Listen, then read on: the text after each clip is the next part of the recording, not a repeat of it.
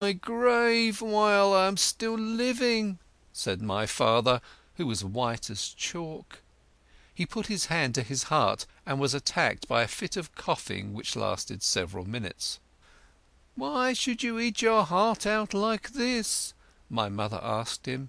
"As it is, you are a sickly man. Just look at the face you've got. May my enemies have as healthy a year." My desire to play the fiddle grew with me. The older I grew, the stronger became my desire. And, as if out of spite, I was destined to hear music every day of the week. Right in the middle of the road, halfway between my home and the school, stood a little house covered with earth. And from that house came forth various sweet sounds. But most often than all, the playing of a fiddle could be heard.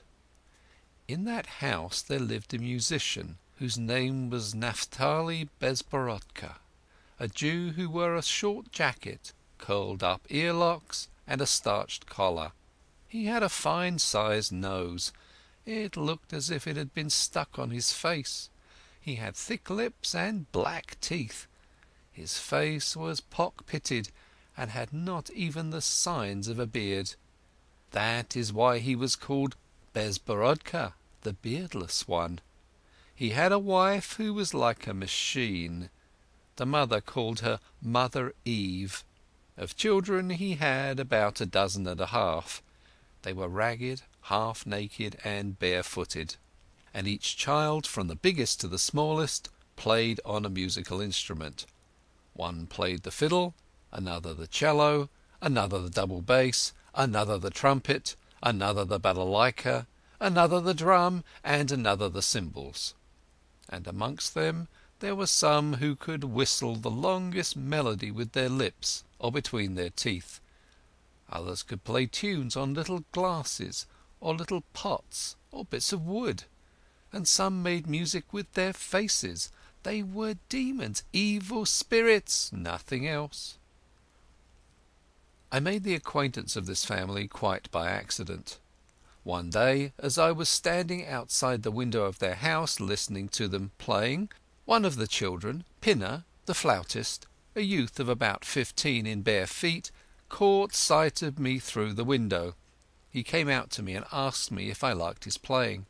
"I only wish," said I, "that I may play as well as you in 10 years' time." "Can't you manage it?" he asked of me.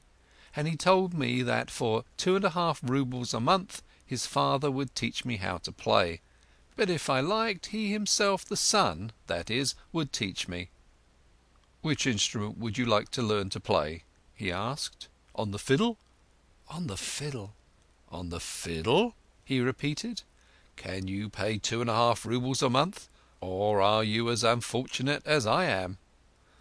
"So far as that goes, I can manage it," I said. "But what then? Neither my father nor my mother nor my teacher must know that I am learning to play the fiddle." "The Lord keep us from telling it!" he cried.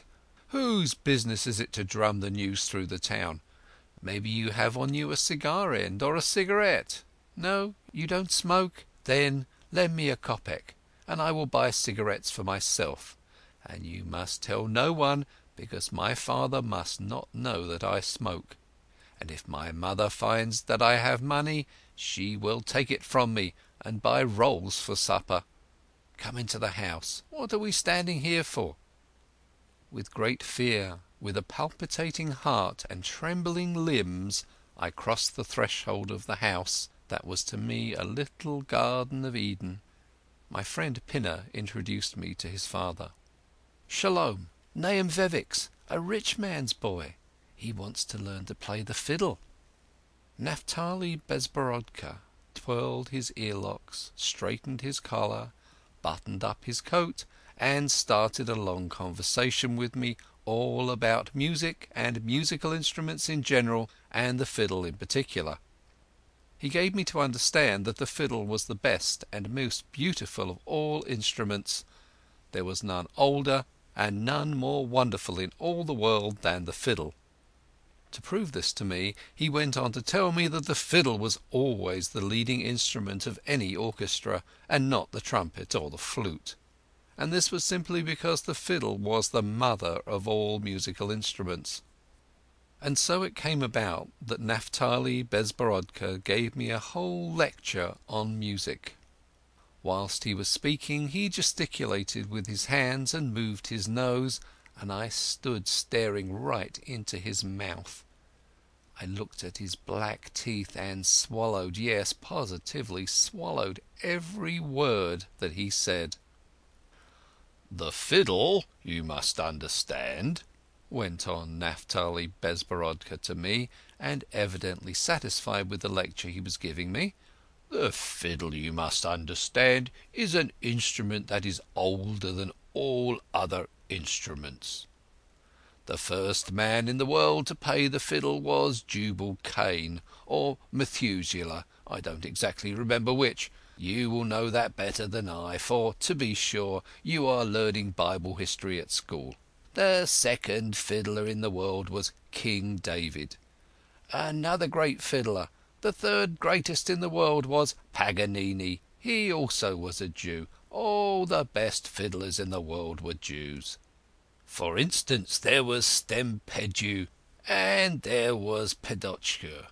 Of myself I say nothing. People tell me that I do not play the fiddle badly, but how can I come up to Paganini? They say that Paganini sold his soul to the Ashmedai for a fiddle. Paganini hated to play before great people like kings and popes, although they covered him with gold. He would rather play at wayside inns for poor folks, or in villages. Or else he would play in the forest for wild beasts and the fowls of the air. What a fiddler Paganini was! Hey, boys, to your places, to your instruments." That was the order which Naphtali Bezborodko gave to his regiment of children, all of whom came together in 1 minute. Each one took up an instrument. Naphtali himself stood up, beat his baton on the table, threw a sharp glance on every separate child and on all at once, and they began to play a concert on every sort of instrument with so much force that I was almost knocked off my feet. Each child tried to make more noise than the other, but above all I was nearly deafened by the noise that one boy made, a little fellow who was called Himali. He was a dry little boy with a wet little nose and dirty bare little feet. Himali played a curiously made instrument. It was a sort of sack which, when you blew it up, let out a mad screech, a peculiar sound like the yell of a cat after you have trodden on its tail. Himali beat time with his little bare foot, and all the while he kept looking at me out of his roguish little eyes and winking to me as if to say, "Well, isn't it so? I blow well, don't I?" But it was Naphtali himself who worked the hardest of all. Along with playing the fiddle, he led the orchestra, waved his hands about, shifted his feet and moved his nose and his eyes and his whole body. And if someone made a mistake, God forbid, he ground his teeth and shouted in anger, "Forte, forte, fortissimo! Time, wretch, time! 1, 2, 3! 1, 2, 3!" Having arranged with Naphtali Bezborodko that he should give me 3 lessons a week of an hour and a half each day for 2 roubles a month, I again and yet again begged of him that he would keep my visits a secret of secrets, for if he did not I would be lost for ever. He promised me faithfully that not even a bird would hear of my coming and going.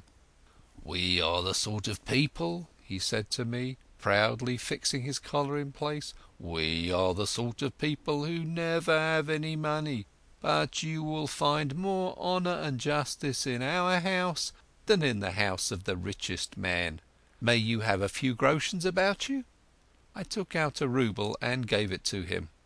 Naphtali took it in the manner of a professor with his 2 fingers.